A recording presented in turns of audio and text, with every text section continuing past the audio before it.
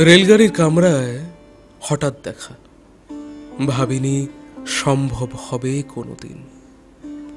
আগে ওকে বারবার দেখেছি লাল রঙের শাড়িতে, ডালিম ফুলের মতো রাঙা।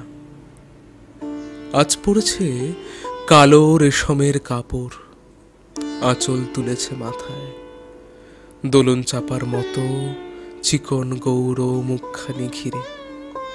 মনে হলো কালো রঙে একটা গভীর দূরত্ব ঘনিয়ে নিয়েছে নিজের চারিদিকে, যে দূরত্ব সর্ষে ক্ষেতের শেষ সীমানায়, শালবনের নীলাঞ্জনে।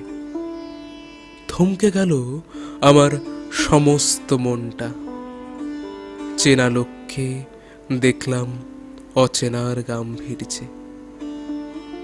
হঠাৎ খবরের কাগজ ফেলে দিয়ে আমাকে করলে নমস্কার। সমাজবিধির পথ গেল খুলে। আলাপ করলেন শুরু।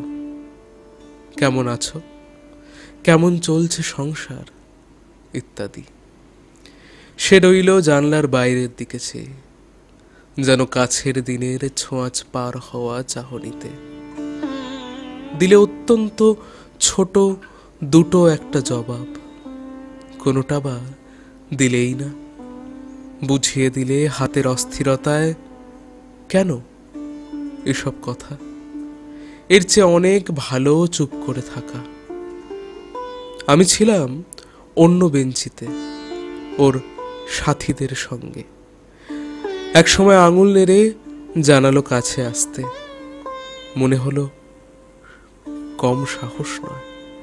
বসলুম ওর এক বেঞ্চিতে। গাড়ির আওয়াজের আড়ালে বললে মৃদু স্বরে, কিছু মনে করো না, সময় কোথা সময় নষ্ট করবার।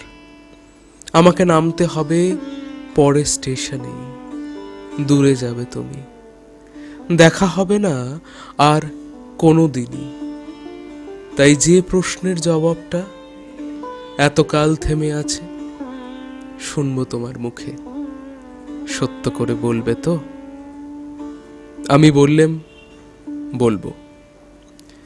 বাইরের আকাশের দিকে তাকিয়েই শুধালো, আমাদের গেছে যে দিন, একেবারেই কি গেছে? কিছুই কি নেই বাকি?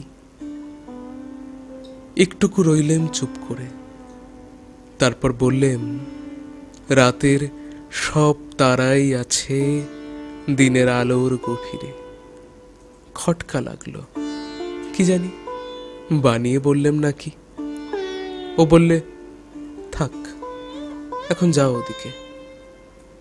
সবাই নেমে গেল পরের স্টেশনে, আমি চললাম একা।